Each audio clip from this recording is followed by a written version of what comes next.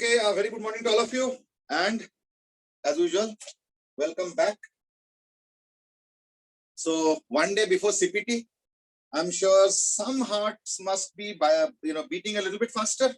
Can I say that, or no?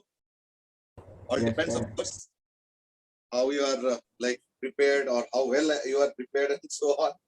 And okay. But anyway, point is that first of all, let me make one thing very clear: is that don't take too much of tension, and there's a reason. Reason is that CPT one will not be as tough. So like, don't worry. Be a little cool. Okay. In the meanwhile, let me acknowledge some of the good morning messages. Arav, as usual, his Indian style. Namaste. Like after Corona, Namaste has become very famous in the sense that even you must have seen French and England prime ministers and their kings, so-called kings and all, when they met, so like it was all Namaste style. So some of the interesting events that take place is that maybe Namaste was not as popular in Europe, but because of Corona, it became popular. Chalo. Anyway, good morning message from Hardik, Priyank, Aditi, Akshaj. अब अक्षज कुछ अपना ही style में बोला, जय जिनेंद्र, ये क्या? What is this? अब मुझे नहीं पता, तो लाइक ऊपर से एक तो मेरा हिंदी भी वीक है, ठीक है ना? रूहानी सर जय हिंद लिख रहा होगा। नहीं, जिनेंद्र लिखा। अच्छा, नहीं, बाद में लिखा है कि गुजराती लोग बोलते हैं। देव सेज कि नहीं, ये मूवी के रेफरेंस है। तारक मेहता ज्यादा देखता है। हाँ, तारक मेहता ज्यादा देखता है। अच्छा, तारक मेहता में है क्या? Okay, that's also interesting. Tarak Mehta की उल्टा चश्मा. Okay, anyway, there was some serious question also in between. I think let me take that first. From Aditya Bhatia has asked, or I wanted to ask, how do we calculate acceleration and velocity if it is given in a function of displacement and asked in time? देखो, velocity अगर displacement के terms में है, ठीक है ना? तो मैं बता देता हूँ. जैसे मान लो, suppose क्या दिया हुआ है? Velocity, ठीक है. मान लो अगर velocity as a function of x दिया हुआ, fx. तो अगर मान लो तुमको डिस्प्लेसमेंट चाहिए as a function of time, तो क्या करेंगे ना, इसको लिख दो एज dx अपॉन dt या ds अपॉन dt, ठीक है ना? तो ds अपॉन dt fx हो गया या dx अपॉन dt हो गया fx, है ना? तो I think now we can integrate and get the answer. ये हो गया. एक बार x as a function of time आ जाए, तो उसके बाद उसको डिफरेंशिएट करके velocity as a function of time, और उसको फिर डिफरेंशिएट करके you will also get the velocity acceleration as well as a function of time. ठीक है, ये तो हो गया पहला चीज. बट अगर मान लो acceleration as a function of x दिया हुआ है या फंक्शन ऑफ डिस्प्लेसमेंट दिया हुआ है, फिर हम क्या करेंगे? v dv by ds, ठीक है, या v dv by dx. तो अब ये ds उधर जाएगा, तो v dv, यानी अब क्या करेंगे ना, v dv is equal to fs ds. तो इंटीग्रेट करो, तो इससे क्या होगा ना, v square by 2 is equal to आ गया सम फंक्शन ऑफ s, कोई और फंक्शन मतलब कैपिटल एफ लिख लो, चलो, है ना? और इससे क्या होगा ना, v आ जाएगा, मतलब v square is equal to something आएंगे, व्हाटएवर. इससे क्या होगा ना, v as some function of s आ जाएगा. तो v as a function of s आ गया, तो फिर वो ds dt. तो ये इसका जनरल मेथड है. बाकी देखो, स्पेसिफिक टू क्वेश्चंस तो थोड़ा बहुत like you have to do some kind of manipulation, moderation etcetera, वो सब तो करना पड़ता है. That you can look at it. तो ये एक मोटा-मोटा जनरल बताया. तो लाइक अब क्वेश्चन के ऊपर कैसे है वो तुमको डिपेंड करता है. आदित्य दास के section will be changed on the basis of CPT. Saurabh, kinematics आ रहे हैं क्या? सौरभ, ये सवाल मेरे ख्याल से कल ही पूछ लेते हैं. कल के सेकंड क्लास में ही पूछ लेते, आज पूछ रहे हो? ओके. देवादित्य दास की इंटीग्रेशन किस लेवल का आएगा? देखो, जो क्लास में क्वेश्चंस कराए गए उसी लेवल के अंदर ही आएंगे, ऐसे कुछ लेवल का कोई इशू नहीं. ठीक है, number 1. Number 2 is that Aditya Das की क्या इसके बेसिस पे सेक्शन चेंज होगा? The answer is not right now. Don't worry, अभी तो पूरे सीपीटीज होंगे. सीपीटी होते होते 1.5 महीने लग जाता. 1 महीने 1.5 महीने लग जाता है। That's number 1। Number 2 is that hopefully पता नहीं बट होपफुली तब तक जो है कुछ स्कूल खोलने का आसार या कुछ ऐसे ऐसे होने लगे तो then there will be some change of strategy. तो देखा जाएगा क्या होता है। But as of now CPT 1 के बेसिस पे सेक्शन चेंज होते हुए मैं नहीं देख रहा हूँ, अनलेस समबडी आल्सो वॉलंटियर्स। कई बार कुछ बच्चों को थोड़ा सा दिक्कत होता है कोई एक पर्टिकुलर सेक्शन में, not if they volunteer to change a section that's a different matter, but otherwise एकदम से फर्स्ट राउंड में नहीं कर, ठीक है ना। आरव आस्क्ड की वीडियो ऑन करना जरूरी है, इसके बारे में मैं बाद में बताता हूँ। Devdatta as I said integration किस लेवल के आएंगे ना, जो हमने किया वही है। एरिया वाले क्वेश्चंस किए हमने कुछ, फिर हमने कुछ सिंपल डिफरेंशिएशन किया, चेन रूल भी किया, याद रखना डिफरेंशिएशन में। फिर तुम्हारा जो है मैक्सिमा मिनिमा या उस तरीके से भी क्वेश्चंस कुछ कुछ किए हैं, ठीक है ना। फिर सर हमने इंटीग्रेशन में जो सब्स्टिट्यूशन वाला है बाइनोमियल थ्योरम, हाँ बिल्कुल आ सकता है, क्यों नहीं, बाइनोमियल थ्योरम वगैरह वगैरह कुछ भी आ सकता है। One last question before I, हाँ बेटे सर आई नीट वाला, क्या वाला sir integration by parts. Yes, integration by parts. सिखाया कहाँ? Integration by parts I have not taught you, but integration में सब्स्टिट्यूशन मैंने सिखाया। तो इंटीग्रेशन में पार्ट्स नहीं आएंगे, डोंट वरी। और रूहानी has asked कि मैथ्स टूल का क्या बहुत हाई लेवल होगा? मैंने बोला ना पूरा पेपर ही बहुत हाई लेवल का नहीं है, इसलिए इतना टेंशन मत लो। कुछ लोग मुझे लगता है थोड़ा सा ज्यादा टेंशन ले, जो कि अनवारंटेड है। अनवारंटेड इन द सेंस कि इतना जरूरी नहीं है। Don't take too much of tension. River boat वाले प्रॉब्लम्स आएंगे? देखो सिलेबस का पार्ट तो है। अब देखो आएंगे, what do mean by that? Syllabus का पार्ट है, अब आएंगे क्या नहीं आएंगे वो तो देखो, all depends. So you can not ask a question like आएंगे या नहीं आएंगे। It's a part of the syllabus, yes. आएंगे नहीं आएंगे देखा जाएगा। है ना। अच्छा, now a little bit of description of what will be the way of conducting the CPT. ध्यान रखना थोड़ा सा, ठीक है। सीपीटी कंडक्ट करने का जो प्रोसेस रहेगा वो सुन लो। सीपीटी कंडक्ट करने का प्रोसेस ये होगा कि पहली बात तो you have to have to devices. Two devices क्यों? क्योंकि एक डिवाइस रहेगा थोड़ा दूर, which will be for your observation, ठीक है ना, वो ऑब्जर्वेशन के लिए हो device number 1। Device number 2 is where that वो Google classroom and all those things वो रहेगा, सो दैट जो भी पेपर वगैरह उसी पे आएंगे and you to attempt on that, ठीक है। ये हो गया डिवाइस नंबर 2। अब इसमें थोड़ा सा स्पेसिफिकेशन बता देता हूँ। Paper will start at 7:30, so you will get the paper at 7:30, but your logins must be at 7:20 to 7:25 range, यानी थोड़ा जल्दी से लॉगिन कर लेना, ठीक है। In Google classroom login at 7:20 to 25 के बीच में, ठीक है। लॉगिन में ध्यान रखना, इसमें बहुत गड़बड़ करते हैं। रूहानी has asked, do you have to make PDF? एक मिनट थोड़ा रुक जा, मैं पूरा बताता हूँ, थोड़ा सा रुक जा, जस्ट वेट फॉर। ये हो गया। उसके बाद हमने क्या बताना था? हाँ, be ready with white sheets of paper. वैसे रूल्ड भी चलेगा, ऐसा कोई दिक्कत नहीं है, बट प्रेफरेबली व्हाइट शीट्स है। कम से कम 5-6 तो रखो, ठीक है। एक चीज और बताना था मुझे, हाँ, use your official mail ID. मैं बोल रहा हूँ फिर से, यूज ऑफिशियल मेल आईडी। यानी अगर लॉगिन करना चाहते हो, आई विल रिपीट, लॉगिन अगर चाहते हो in that case official mail ID से ही लॉगिन करना, नॉन ऑफिशियल वाले से नहीं। थोड़ा ध्यान रखना, मतलब अपना कोई पर्सनल ईमेल आईडी से लॉगिन मत करने की कोशिश करना, you will not be given that chance. हाँ, वो एमडीपीएस वाला mail, Saurabh you are right, MDPS वाला mail.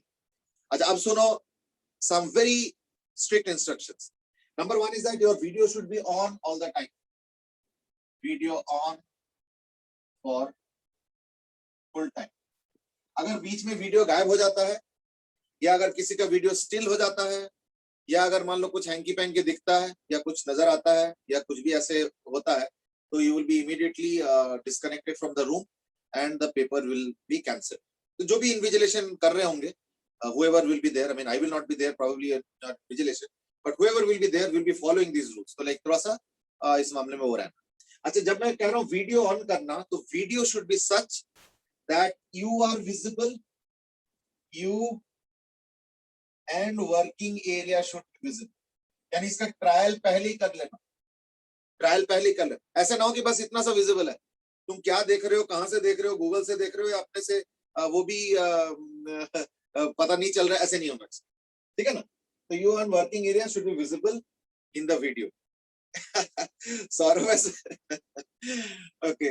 Saurav has made a comment and that is sir आप तो डरा रहे हो। इतना डराओ मत। अरे बाबा डराने की बात नहीं है, अब मैं इन्विजिलेशन में नहीं रहूंगा, मान लो कोई और रहेंगे, फिर वो तुमको ये सब सुनाएंगे, तो इससे अच्छा है कि कोई नॉन वाले बंदे से डरने वाला चीजें सुनो, है ना। कोई अननोन आएंगे, कोई जिस टीचर को हो सकता है तुमने कभी पढ़े भी नहीं हो, तुम जानते भी नहीं हो, ऐसे भी तो हो सकता है कि नॉन वाले भी आ जाए, बट यू नेवर नो। तो therefore don't bank on all this things, so therefore you be prepared from your side. मैं तो वही बता देता हूँ जो रूल्स है।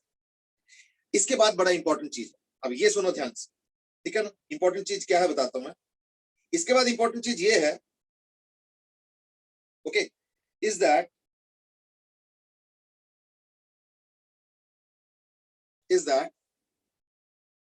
आदित्य दास की आरव सेज की स्कूल क्या वो हमें भरोसा नहीं करते हैं। देखो किस किस को भरोसा करें, ये भी तो सोचो। क्या भरोसा करने से रिजल्ट 100% आएंगे ऑनेस्टली, ये भी तो एक पॉइंट है। तो therefore let's not bring in that element in our discussion. Point is that invigilation होता है जैसे पहले भी होता था। तो पहले भी एक्चुअली बताओ, जब तुम लोग क्लास में थे, 7th में, 8th में, 9th में, जब भी थे, लास्ट ईयर तो ऑनलाइन हो गया खैर, बट जब भी थे मान लो, तो क्या इन्विजिलेशन नहीं होता था एग्जाम का? सोचो, इन्विजिलेशन नहीं होता था क्या? तो इन्विजिलेशन जब होता था तो क्या फिर वही सवाल उसमें भी आ सकता था, क्या आप भरोसा नहीं करते हो, आप उस क्लासरूम छोड़ के चले जाओ, हम लोग ईमानदारी से टेस्ट देंगे, ऐसे भी तो कह सकते थे। Anyway let's forget about that debate. Aditya has asked, can we use the laptop? Yes, you can, no problem, ठीक है ना, you can, but the only thing is that as I said, video on होना चाहिए, हमेशा दिखना चाहिए। तो वो सर सब 2 डिवाइसेस की जगह पूछा था सर, 2 डिवाइसेस अलग यूज करने की जगह। हाँ बेटे, सर 2 डिवाइसेस अलग यूज करने की जगह सिर्फ लैपटॉप यूज करने की पूछा था।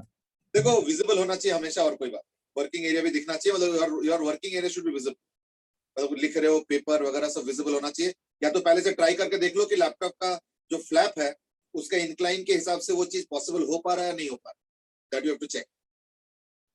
लैपटॉप नहीं, दोनों चीजें। नहीं, मैं ऑप्शन बता रहा हूँ, मतलब आदित्य वाज आस्किंग क्या लैपटॉप यूज कर सकता है नहीं कर सकता, I am saying yes, but then with this conditions.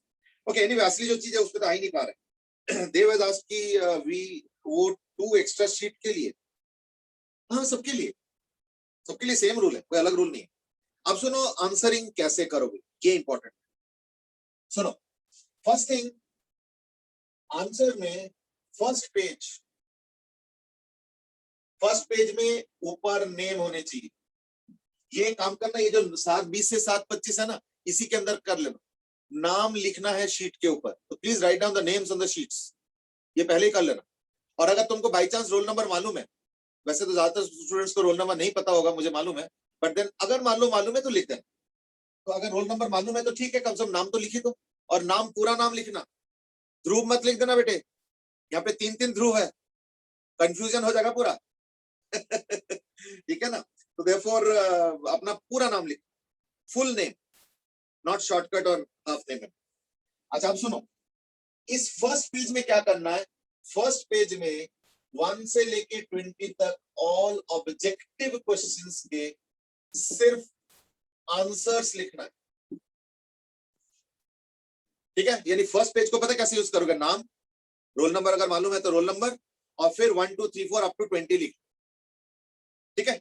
जैसे जैसे क्वेश्चन दूसरे शीट्स में करना, इसको रफ वर्क में मत कन्वर्ट कर देना कि घिची बिची है और उसके बीच में आंसर चॉइस भी दिख रहा है, no, it should be neat and clean sheet in which all the answer choices are there at one place. तो 1 2 3 से 20 तक लिख लेना पड़ेगा। और उसके बाद जैसे जैसे एक एक शीट में तुम्हारे क्वेश्चन खत्म होते जाएंगे, तो उसपे जो ऑप्शन आ रहा है वो फ्रंट शीट में नोट कर, लेकिन ध्यान रखना वर्किंग वाले पेजेस का भी फोटो चाहिए, ठीक है। तो उसके बाद आ जाओ वर्किंग वाले पेजेस, ये हो गया वर्किंग पेजेस, यानी जो क्वेश्चन सॉल्व कर रहे हो वो किस मेथड से सॉल्व किया, किस तरीके से सॉल्व किया, वो वर्किंग पेजेस भी विजिबल होने चाहिए। That's what the working pages are, ठीक है। मेरे ऑब्जेक्टिव 20 क्वेश्चंस की वर्किंग। हाँ सबका, आरव has asked कि मेरे पास 2 डिवाइस नहीं है बेटे, एक दिन के लिए, थोड़ी देर के लिए, 1.5 घंटा के लिए पेरेंट्स से ले लेना, 9 बजे तक है तो आई थिंक चलेगा। अच्छा सुनो, ये वर्किंग पेजेस हो गया। सर तो और वर्किंग उसके बाद- पेजेस में क्वेश्चन नंबर के कॉरेस्पॉन्डिंग सॉल्यूशन अच्छे से ऐसे लिखना पड़ेगा। ना ना ना, अच्छे से सोल्यूशन नहीं लिखना, याद रखना, इट शुड बी और rough work type of solution, scribble करके जैसे निकाल।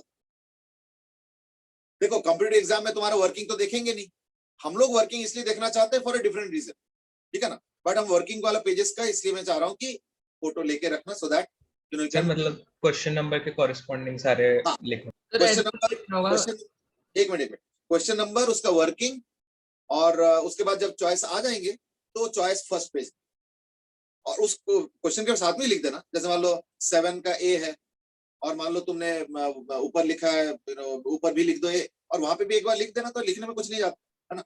मतलब वर्किंग में हमें स्टेप शोइंग की जरूरत नहीं है ना? नहीं, वर्किंग में जितना ज्यादा से ज्यादा स्टेप ना शो करके तुमने क्वेश्चन सॉल्व किया वही कर, कोई दिक्कत, कोई दिक्कत, और working should be there. Sir जैसे डेसिमल में आ रहा है तो मतलब कि जैसे डेसिमल से इधर उधर हो गया तो कितना इधर उधर होना चाहिए कि करेक्ट माने? तो मैं बता दूं, इंटीजर टाइप में डेसिमल में अगर आ रहा है तो उसको राउंड ऑफ करना, ठीक है ना, तो दैट्स ऑल। और बाकियों में तो ऑप्शन चॉइस है, उसमें तो कोई राउंड ऑफ का तो कुछ नहीं, या तो ए होगा, या तो बी होगा, या तो सी होगा, या तो डी होगा। Objective में हाँ, ये ऑब्जेक्ट, मैं फर्स्ट पेज के लिए सिर्फ ऑब्जेक्टिव के लिए रखा है, 1 to 20 all objective question only answers, और उसके बाद वर्किंग वाले पेजेस। अभी रुक जाओ, अभी पूरा खत्म नहीं, पहले लेट मी फिनिश फर्स्ट, ठीक है ना, लेट मी फिनिश फर्स्ट। आज आप सुनो, इस पेपर में 20 ऑब्जेक्टिव अगर है तो 4 सब्जेक्टिव भी है, ध्यान रखना। So there are 4 subjective questions also, 4 subjective question भी है।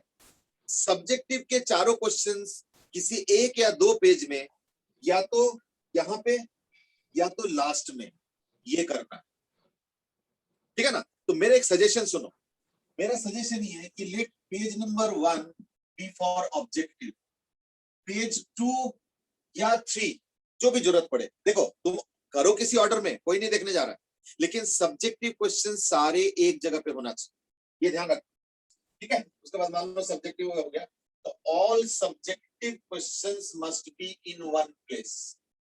ये थोड़ा सा अच्छे से समझ लो, मैं बताता हूँ, ये थोड़ा अच्छे से समझ लो, मैं बताता हूँ ये प्रॉब्लम कहाँ पे आता है और कैसे आता है। पता है होता क्या है कि मान लो सब्जेक्टिव क्वेश्चंस 4 है, तो कुछ बच्चे क्या करते हैं, 5-6 ऑब्जेक्टिव किया, बीच में एक सब्जेक्टिव कर दिया, फिर 2-3 ऑब्जेक्टिव किया, फिर बीच में एक और सब्जेक्टिव कर दिया, फिर 2-3 ऑब्जेक्टिव किया, फिर में एक और सब्जेक्टिव। अब इसमें क्या होता है, समझ में नहीं आता कौन सा सब्जेक्टिव कहाँ पे है, how will somebody do the correction, क्योंकि वो रफ वर्क के बीच में कुछ पता ही नहीं चलता कहाँ पे शुरू कहाँ पे एंड है।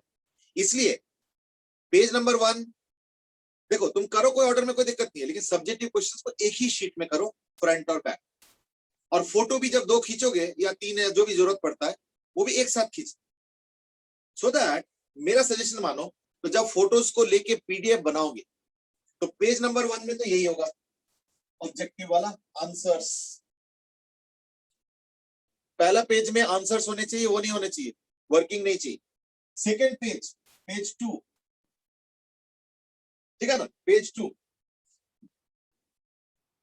पेज 2 में क्या करोगे, पेज 2, 3, 4 जितना जरूरत पड़े तो, है ना, और 3, 4 व्हाटएवर इज रिक्वायर्ड है, इसमें कर लो ऑल सब्जेक्टिव क्वेश्चंस,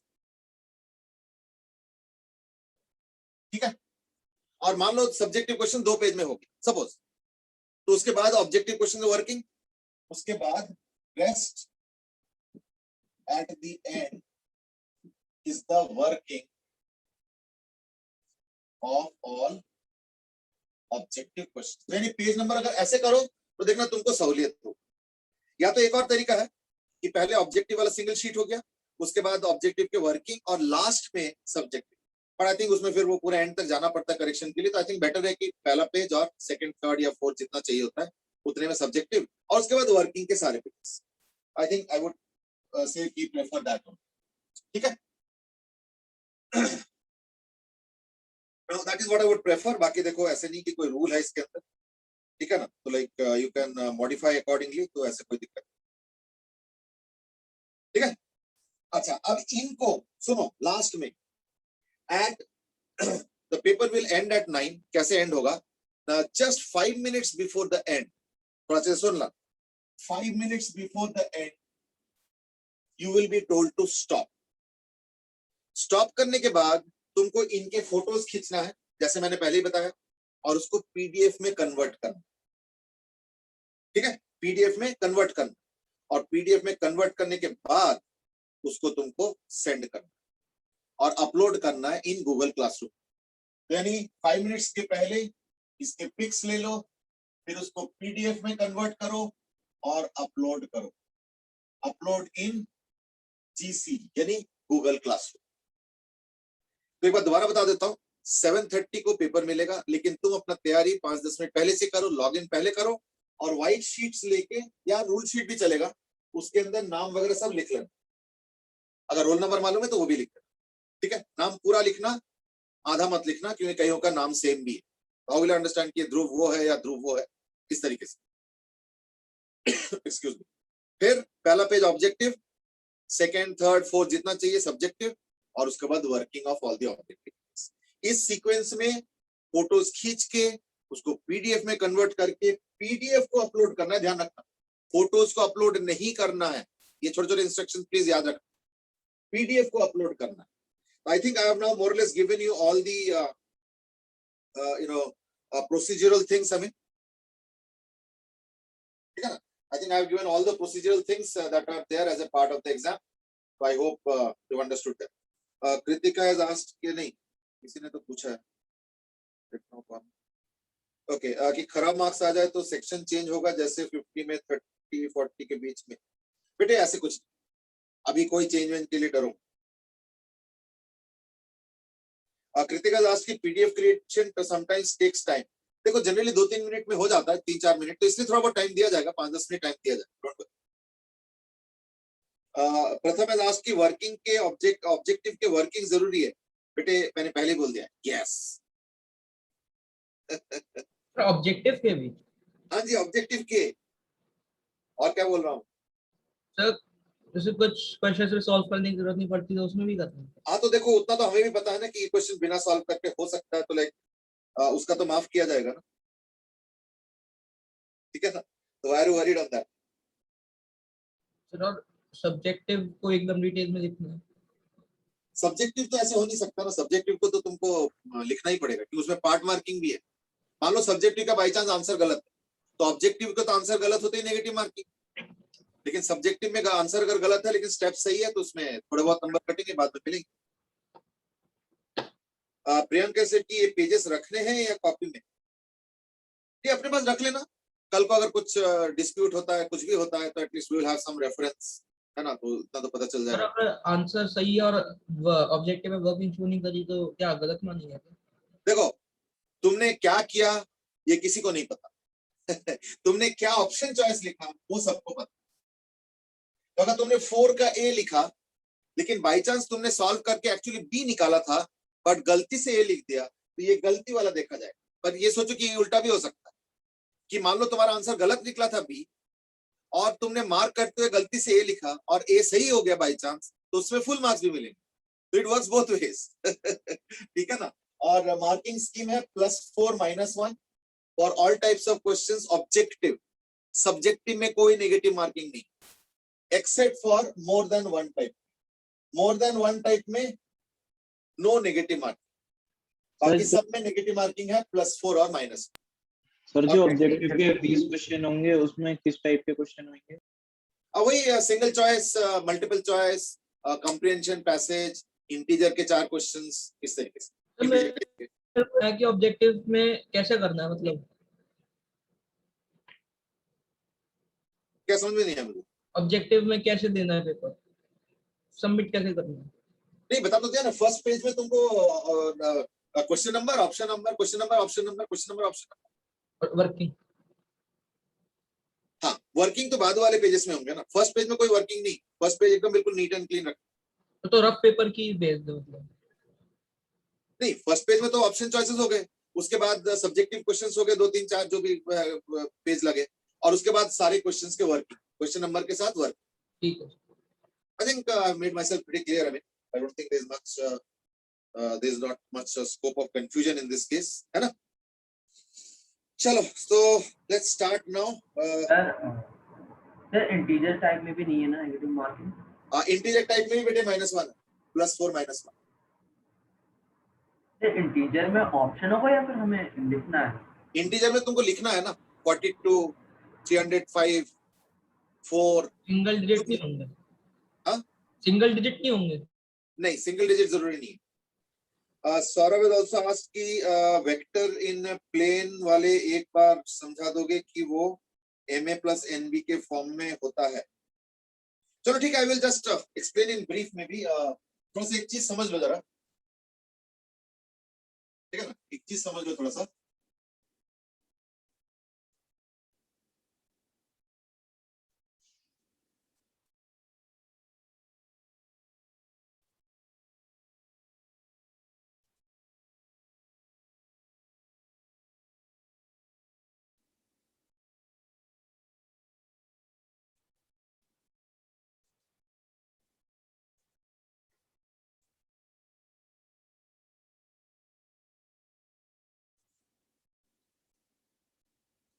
देखो मैं बता देता हूँ। Any vector C of the form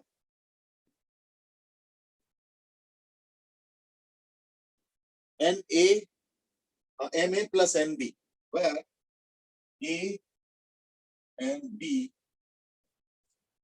are non-parallel.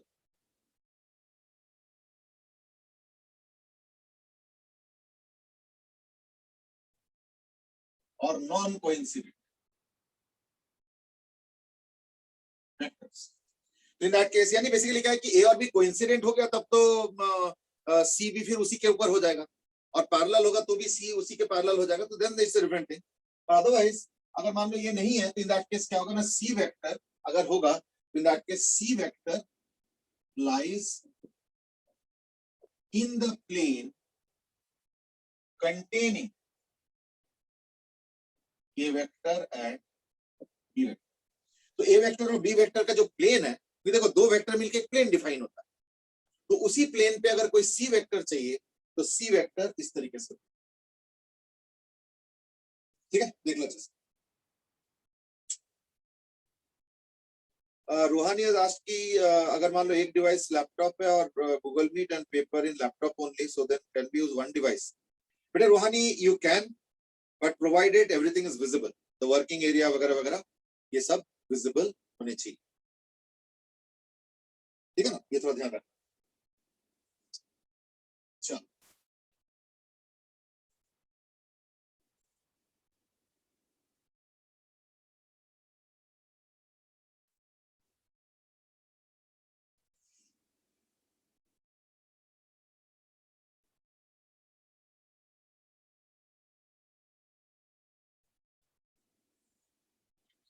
anyway, what we can possibly now do is that we can do a little bit of practice on few things, ठीक है, and then अभी नया कुछ करने का बहुत ज्यादा मन नहीं है मुझे आज, ठीक है ना, तो maybe we can just practice a little bit. जैसे मैं एक आध क्वेश्चन ही पूछ लेता हूँ, ठीक है ना। Suppose I say that you know two resistors are there, one is 40 plus minus 0.02 and the other is 20 plus minus 0.04, ये दिया हुआ, they are in parallel, they are, ये resistance is दिया हुआ, they are number one in series and number two is in parallel, ठीक है, तो in that case write R equivalent, तो R equivalent का वैल्यू लिखना है in terms of both the standard value plus minus error, तो उस हिसाब से लिखना, ठीक है। I'll just give you one minute to solve, quickly solve। Series, as I was saying that series was on expected lines, I think वो तो मैं expect कर ही रहा था,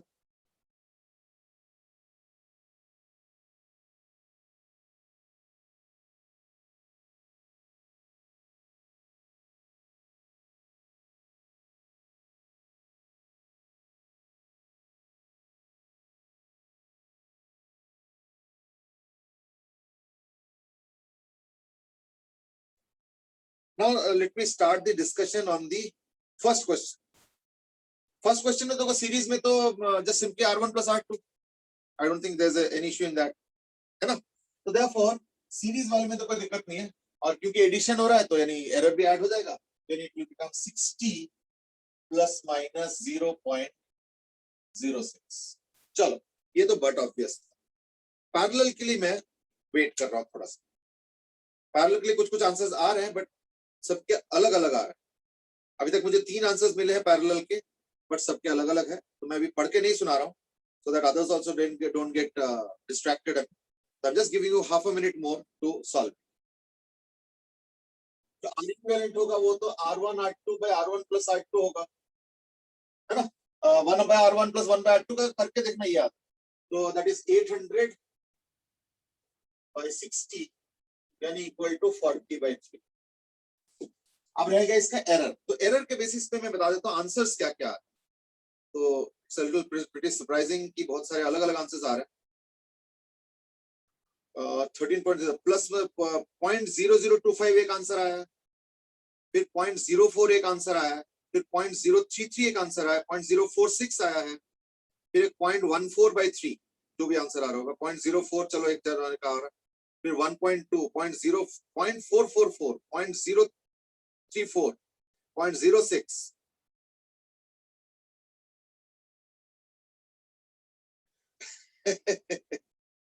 question में variety.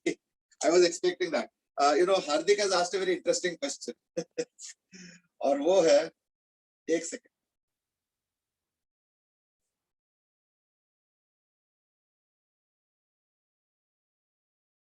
देखा ना, हार्दिक has asked an interesting question and that is, अगर मैंने तुक्का मारा तो चलो कोई नहीं, तुक्का मारोगे तो इन दैट केस याद रखना नेगेटिव भी है ना? जो अगर +4 है तो -1 भी है, तो देयरफॉर कोशिश करोगे तुक्का ना लगाओ, बट देन अगर तुक्का लगाना चाहते हो इट्स योर चॉइस, ठीक है ना भाई? But this question I was not really very keen to answer, ईमानदारी से बताऊं तो मैं इसका आंसर बहुत ज्यादा अच्छे से देना नहीं चाह रहा था, but then I did not want to neglect also, ठीक है ना? अक्षय जी आज की क्या फेल भी हो सकते, बट इसमें कोई फेल नहीं। देखो it's not a routine half yearly exam. Half yearly exam जब होगा सितंबर एंड में, उस समय फेल पास का सवाल है। अभी कोई फेल नहीं होता है, कोई पास नहीं होता, ठीक है ना? तो डोंट वरी। हम तभी मैं बार बार बोल रहा हूँ कि टेंशन मत लो, तुम लोग कुछ ज्यादा ही टेंशन ले रहे हो लग रहा, उतना ज्यादा मत लो भाई, इतना ज्यादा टेंशन लेने लायक कुछ इवेंट ही नहीं। तो देयरफॉर बेटर है कि don't take tension at all, बिल्कुल ही मत लो। ठीक है ना? चलो लेट्स स्टार्ट। तो ये हो गया आर इक्विवेलेंट। अब आ जाओ इसका एरर। एरर में क्या होगा, देखो ये प्रोडक्ट ऑफ 3 थिंग्स और other product of 2 and this one. तो इसमें क्या होगा ना, सबसे पहले परसेंटेज एरर निकलेगा। याद करके देखो, एडिशन और सब्ट्रैक्शन में सबसे पहले एरर निकलता है, फिर उसके बेसिस पे परसेंटेज एरर, और मल्टीप्लिकेशन और डिवीजन में सबसे पहले परसेंटेज एरर निकलेगा और उसके बेसिस पे एरर निकलेगा। तो परसेंटेज एरर कितना आएगा? The percentage error of R1 plus percentage error of R2 या relative error of R2 plus relative error of R1 plus R2। तो R1 का क्या होगा? 0.02/40 प्लस R2 का 0.04/20 प्लस R1 प्लस R2 क्या होगा? 0.06/60, 0.06/60। ये हो गया रिलेटिव एरर, ठीक है ना? किसका? आर इक्विवेलेंट का रिलेटिव एरर आ गया कितना? 0.02/40 यानी 2/4000 यानी 1/2000। ये 0.04/2000 यानी 1/500 प्लस 0.06/60 है ना, यानी 1/1000। ठीक है? आई थिंक 2000 कॉमन ले लो, तो 1 + 4 + 2 यानी 7/2000। देखो ये रिलेटिव एरर है।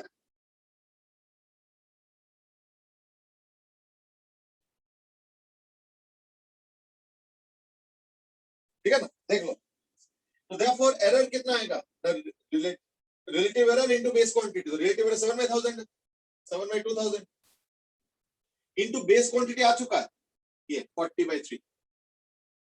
देख लो अच्छे से, ठीक है, इंटू 40/3, तो 0 कैंसिल, 0 से ये 50 हो गया, इक्वल टू 7/150। यानी अगर फ्रैक्शन में करोगे इन दैट केस क्या आ गया फिर 40/3 plus minus 7/150। This is a precise answer है।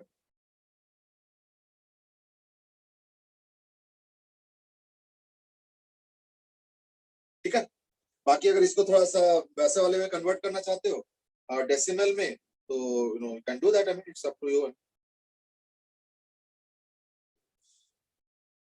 एग्जैक्ट कितना आ जाएगा?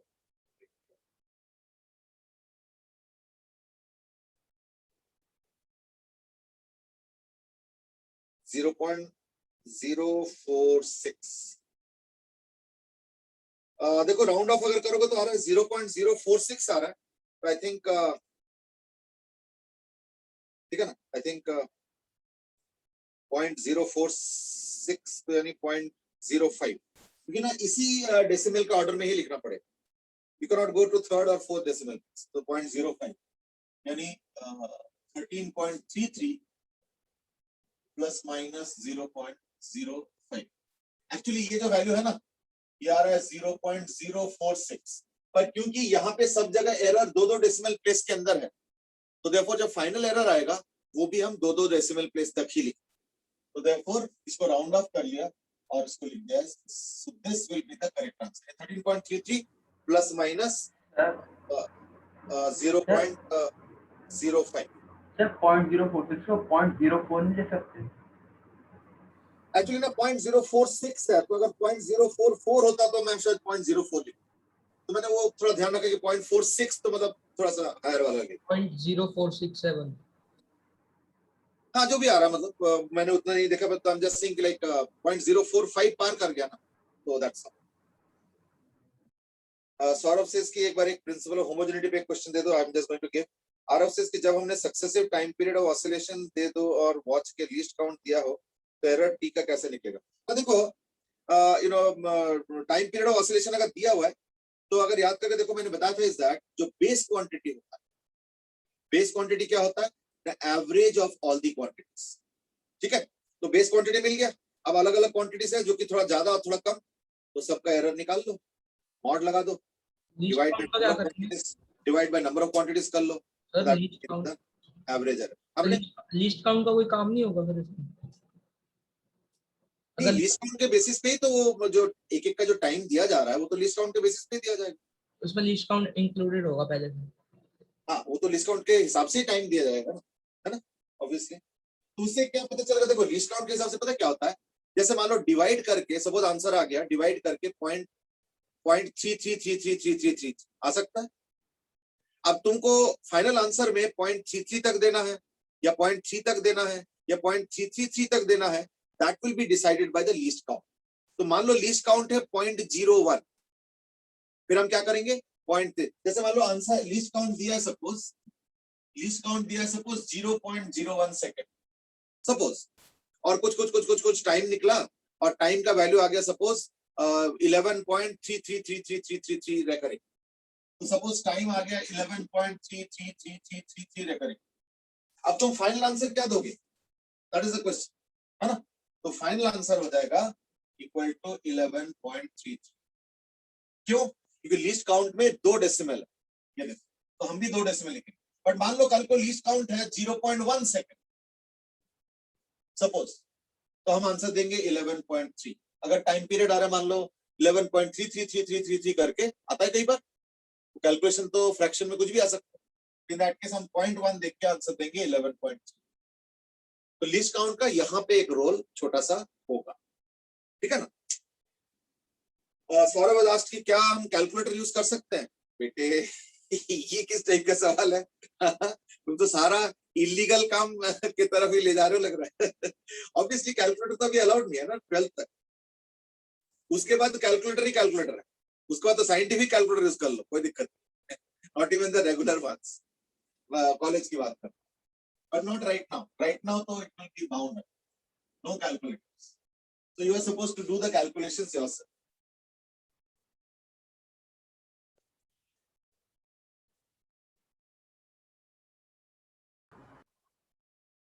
चलो एक होमोजेनिटी की बात कर रहे थे, तो मैं भी एक होमोजेनिटी को क्वेश्चन ही दे देता हूँ, है ना? I think that would make sense. तो मैं एक होमोजेनिटी को क्वेश्चन दे रहा हूँ, इज दैट सपोज मोमेंटम का square is equal to AS by P cube plus VB, है ना? Plus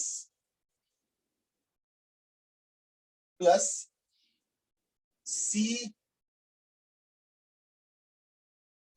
P square by D minus S square. तो तुमको ABCD का डायमेंशन बताना, फाइंड डायमेंशंस ऑफ ABCD, ठीक है? अच्छा, सब स्टैंडर्ड क्वांटिटीज है, मैं बता देता हूं। P momentum, S displacement, T time, velocity V, T time, S displacement. अच्छा हाँ, बाय द वे, इस क्वेश्चन का आंसर इंपॉर्टेंट है। हार्दिक has asked, so let me answer Hardik's question in a more general sense. हार्दिक तो खैर 2-3 का पूछ रहे हैं। देखो, क्योंकि ज्यादातर जो डायमेंशंस के क्वांटिटीज है वो तुम लोग से पढ़ा नहीं है अभी तक, तुम लोगों ने पढ़ा नहीं अभी तक। सारे 11th और 12th में पूरे 2 साल में हम सीखेंगे, इसलिए कुछ क्वांटिटीज के डायमेंशंस तुम लोगों को पता होना चाहिए। कौन से वाले? जो क्लास में बताया गया है, ठीक है? अब क्लास में कौन कौन से बताया गया? हाँ, एक तो यंग्स मॉडुलस बताया गया है, ठीक है? कोफिशिएंट ऑफ विस्कोसिटी बताया गया है, ठीक है? फिर सरफेस टेंशन बताया गया है, फिर कैपेसिटेंस बताया गया है, ठीक है? कैपेसिटेंस बताया गया है, आई थिंक स्प्रिंग कांस्टेंट बताया गया है, इनको याद रखना है। और क्या, हाँ, प्लैंक्स कांस्टेंट बताया गया है, हाँ, स्पेसिफिक कैपेसिटी शायद बताया गया या नहीं? तो ये चीजों का ना पता होना चाहिए। Specific capacity, Planck's constant, spring constant, Young's modulus, coefficient of viscosity, surface tension, capacitance. ROCS की विस्कोसिटी और सरफेस टेंशन का बता दो। अब बेटा एक बार अरे पुराना तो सारे ही तो बराबर। सारा बता दूं? अरे नहीं नहीं नहीं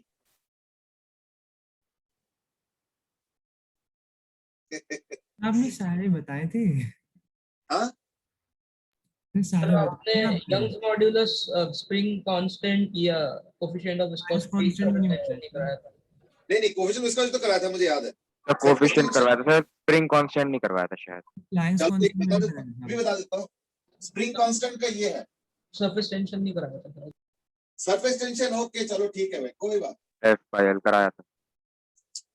ठीक है, फोर्स पर यूनिट लेंथ होता है surface tension, spring constant K है, force is equal to K into x, x is elongation यानी metre, metre newton spring constant, और सरफेस टेंशन होता है फोर्स पर यूनिट लेंथ, तो फोर्स और लेंथ। और किसी का चाहिए तो बता दो, बाकी तो आई थिंक बताया हुआ है, तो just go through the list है। तो इनका मैं एक्सपेक्ट करूंगा, ठीक है? इनका मैं एक्सपेक्ट करूंगा। सौरभ से इसकी सर सबके लिख दो। मैं बस फॉर्मूला लिख देता हूं, Q is equal to mCt। बस जल्दी जल्दी बताऊंगा, लेकिन Q is heat, mass, specific capacity, temperature.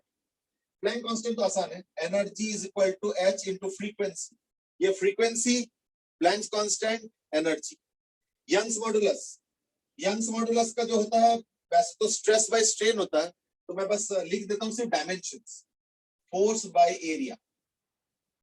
वैसे Young's modulus force by area नहीं होता है, ठीक है? तो डायमेंशंस लेकिन यही होता है। एक्चुअली इसके ऊपर वो भी रहता है upon delta L by L, तो उससे कोई फर्क नहीं पड़ता, क्योंकि डेल्टा एल बाय एल तो डायमेंशनलेस होगा, इसलिए रहने दो। कोएफिशिएंट ऑफ विस्कोसिटी, कैपेसिटेंस, तो charge is equal to capacitance into voltage, ये होता है इसका रिलेशन। ये चार्ज, कैपेसिटेंस, वोल्टेज। और कोएफिशिएंट ऑफ विस्कोसिटी, तो ये होता है force is equal to eta A B by L. Force, coefficient of viscosity, area, velocity, length. I think इससे अब सारा निकाल लोगे। आई थिंक इससे ज्यादा क्या एक्सपेक्ट करो, अगर मैं सारा डायमेंशन में डिराइव करूं। या तो एक काम करना, पुराना लेक्चर अपलोडेड है, देख लेना। All the lectures are present so you can see that. और उसमें डेट वाइज टॉपिक वाइज भी लिखा हुआ है, इस दिन डायमेंशंस कराए गए एंड ऑल, तो you can look eight. Sir हाँ। सर कोफिशिएंट विस्कोसिटी में n क्या है? एक्चुअली n नहीं है बेटे, ये ना एक्चुअली इसका सिंबल का नाम है ईटा। ये एक ग्रीक वर्ड है, ग्रीक अल्फाबेट है, सॉरी। तो eta is what is called as coefficient of viscosity. देखो ना, force, coefficient of viscosity, area, velocity, length. तो बेसिकली इससे, इसके हेल्प से कोफिशिएंट ऑफ विस्कोसिटी अपना निकाल लें। सर आरव दास की क्वांटिटी एक्सपोनेंट में डायमेंशनलेस होता है, I think that's obvious. Sir एक एरर को मिनिमाइज कैसे करेंगे? रिलेटिव एरर, एक रिलेटिव एरर को मिनिमाइज कैसे करते हैं? देखो, रिलेटिव एरर को मिनिमाइज करने के तरीका होता है कि लीस्ट काउंट को कम कर लो, और नहीं तो जो क्वांटिटी मेजर कर रहे हैं उसको बड़ा करो। तो इस तरीके से सी देखो, एरर क्या होता है ना, रिलेटिव एरर क्या होता है ना, एरर अपॉन क्वांटिटी। या तो एरर को छोटा करो या तो क्वांटिटी को बड़ा करो। तो एरर को छोटा करने का तरीका क्या होता है, लीस्ट काउंट को चेंज करो। अगर एक एरर को किसी n number of times measure करेंगे तो उसका मतलब फर्क आएगा, फिर एरर में फर्क आएगा? नहीं, समझे नहीं।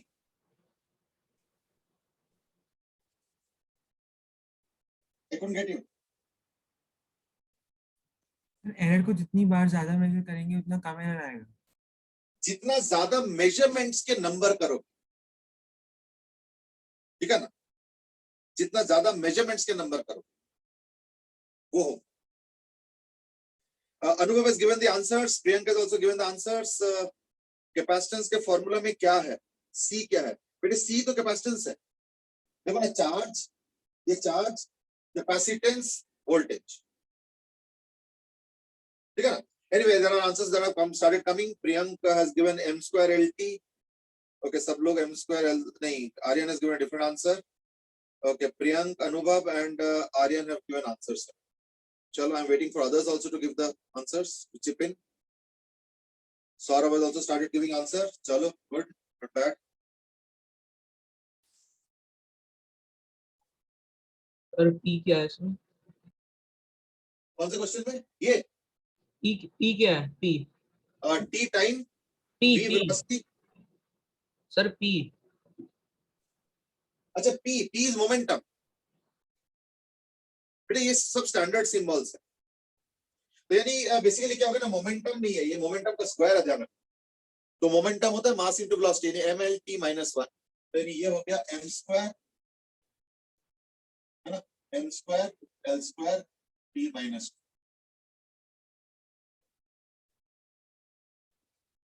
ये हो गया LHS।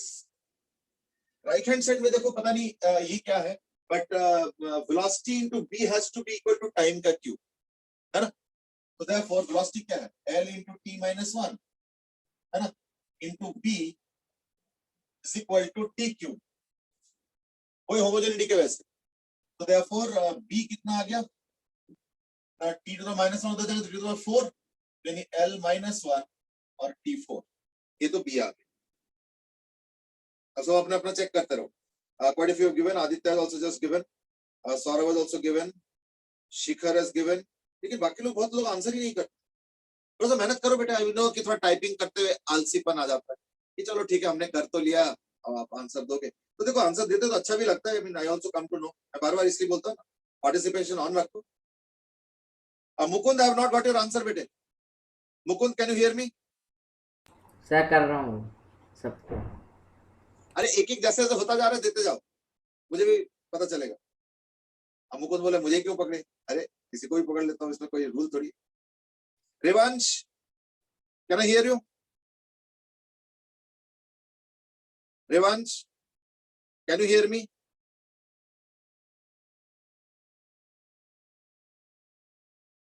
हाँ बेटे, रेवांश आंसर दो बेटे। माइक्रोफोन ऑन नहीं कर पा रहे हो क्या रेवांश? तुमने मैसेज करके भेजा है ना? सौरभ ने तो आंसर भेजे। वैष्णवी बेटे, answers. Vaishnavi, can I hear you? Yes sir, अभी करके भेजती हूँ। हाँ जल्दी जैसे जैसे एक एक होता जा रहा है ना, भेजते जाओ। तो लाइक मान लो अगर कोई मिस्टेक भी होगा तो एटलीस्ट पता चलता जाएगा। जैसे मैंने अभी एक सॉल्व किया तो इसलिए तो इससे b आ गया, चलो भाई ठीक है, तो b आ गया और डिनोमिनेटर t क्यूब है, तो a into S by T cube, तो a का तो पता नहीं, s तो l है, बाई टी क्यूब यानी t टू द पावर -3, ये भी मोमेंटम का स्क्वायर के बराबर होना चाहिए क्योंकि प्लस में है, तो देयरफॉर इस पूरे का वैल्यू यानी डायमेंशन मोमेंटम के स्क्वायर के बराबर होना चाहिए, तो यानी m square l square t minus 2, तो m square l square t minus 2, इससे क्या होगा ना, a आ गया, ये क्या आएगा ना, l इधर जाएगा, तो यानी m स्क्वायर l और t माइनस 3 प्लस यानी t, तो m स्क्वायर l t ये आ गया a का m स्क्वायर l t। चलो ठीक है, ज्यादातर लोगों के करेक्ट आंसर आ रहे हैं। अब तो इस टॉपिक में कुछ खास नहीं रहेगा, I think that's easy, I don't think you will experience much problems, ठीक है ना, चलो ठीक, और अब आ गया a, आ गया b, अब c का चलो बाद में करेंगे, d तो l स्क्वायर है, d में तो कोई दिक्कत ही नहीं है ना, तो d का हो गया l स्क्वायर, क्योंकि l स्क्वायर तो ऐड हो सकता, तो c into T square by l square has to be again t square, यानी c into T square into l to the power -2, वो जो डिनोमिनेटर l स्क्वायर है तो ऊपर ले गया तो l to the -2 is equal to होगा तो वही मोमेंटम का स्क्वायर, यानी यही वाला m square l square t minus 2,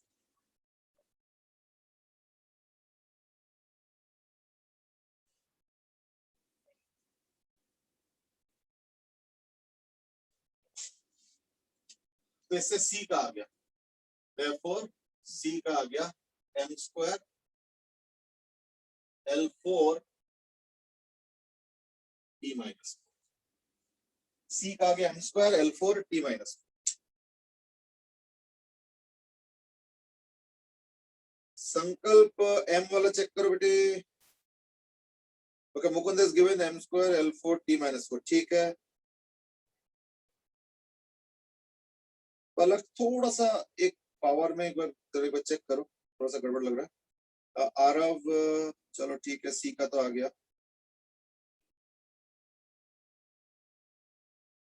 रसूख ने भी दिए हैं, ठीक, अक्षज, अध्यक्षा, मुकुंद, रोज, मान्या, रिवांश, नहीं रिवांश आंसर नहीं दिया, वो तो यस और नो बताया, संकल्प बेटे एम का पावर चेक करो, शिखर, रोज, ठीक है, sorry, I think more or less people have. Aiza's asked if we had a minus sign between the two terms. No difference.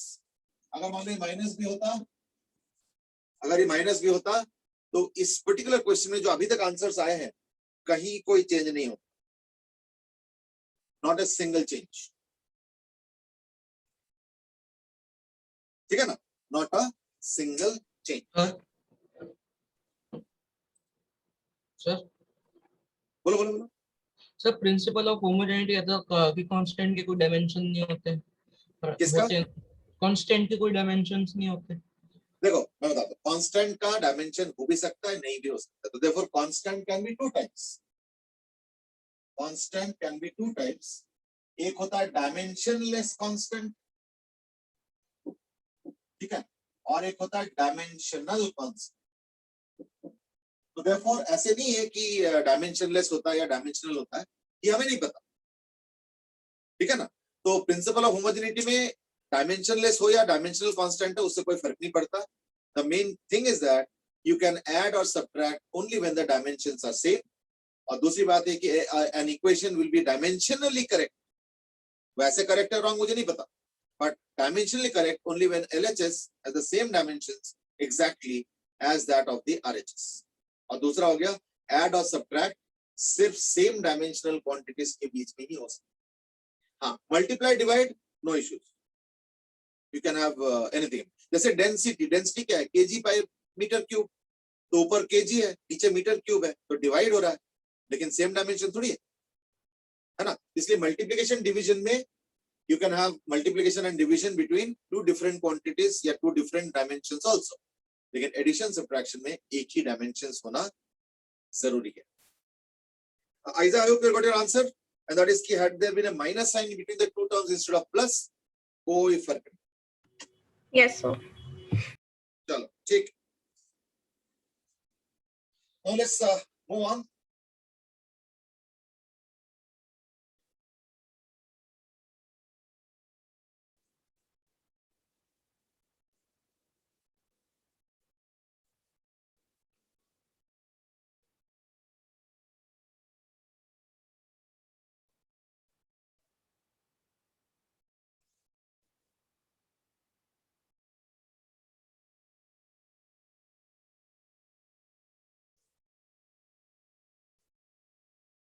चलो, और तो कोई क्वेश्चंस या क्वेरीज नहीं है, तो I think now we can proceed from here.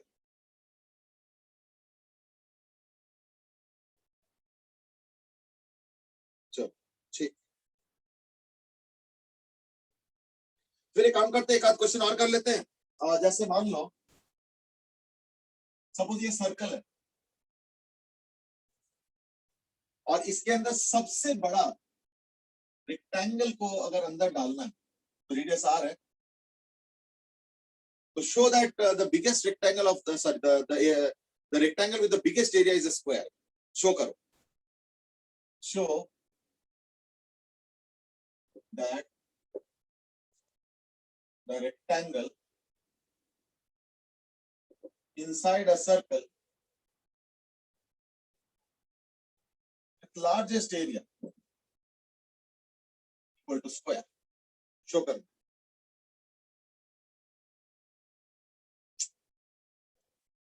Go ahead.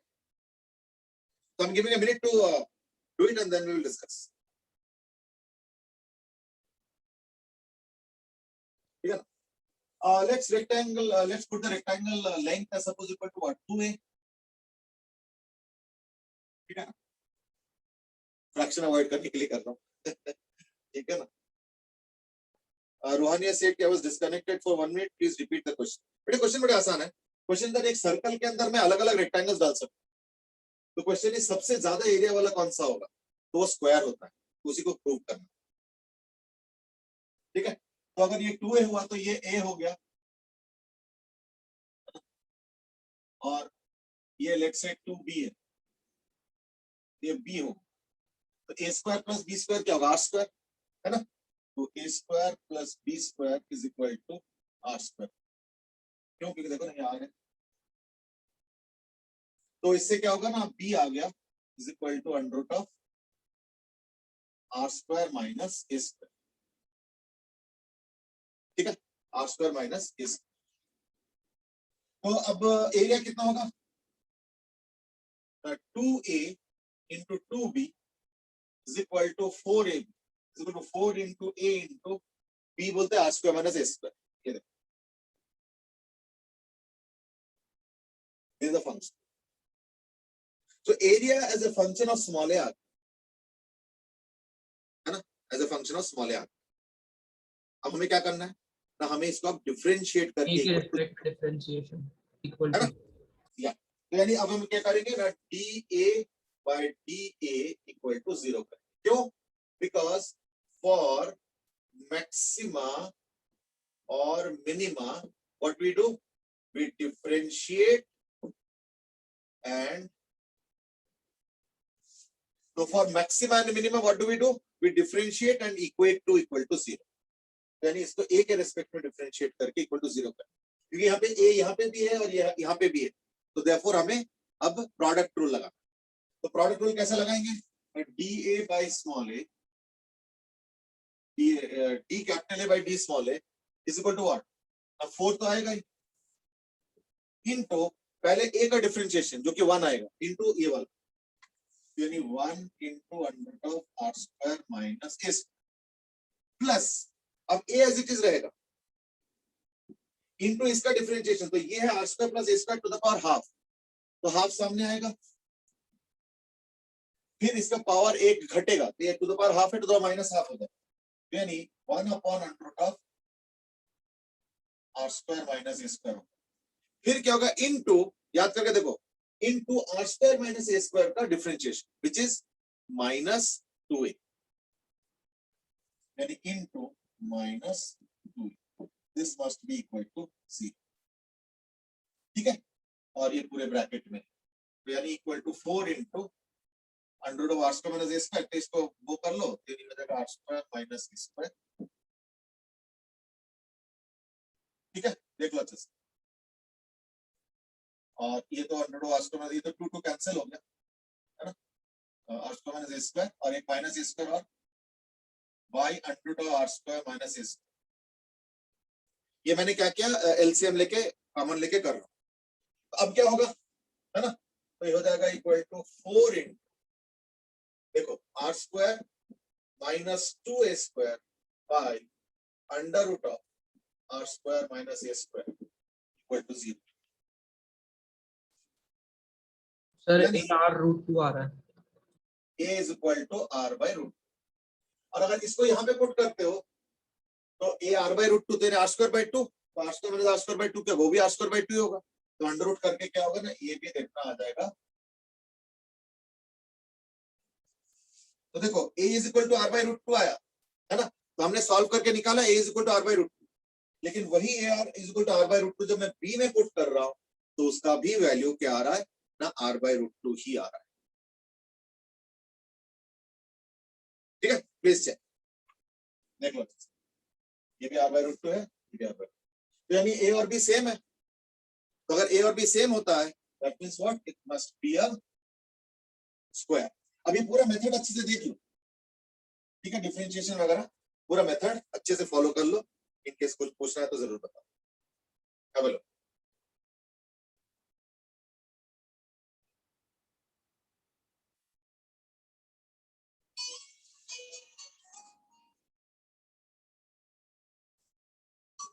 कोई सवाल है इसमें, एनी क्वेरी? एक बार ना डिफरेंशिएशन देख लो। I think the key to this question is this step. ये डिफरेंशिएशन में देखो कोई दिक्कत है?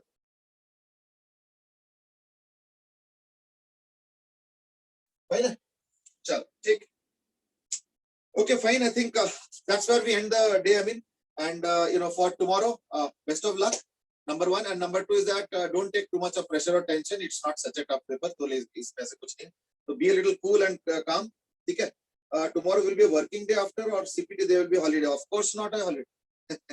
बस एक क्लास नहीं होगा, वो फर्स्ट वाला, और बाकी क्लासेस एज यूजुअल होगा, कोई ब्रेक नहीं है। So like it's a normal school day, it's just that it will start a little early because of CPT, that's the only difference। ठीक है, चलो ओके बेटा, have a good day and enjoy yourself, prepare today for tomorrow's exam. It won't be very tough, so don't worry, and best wishes. ठीक है, चलो bye bye, have a good day. Thank Thank you, you, sir. sir. Thank you, have a good day and do well, all of you।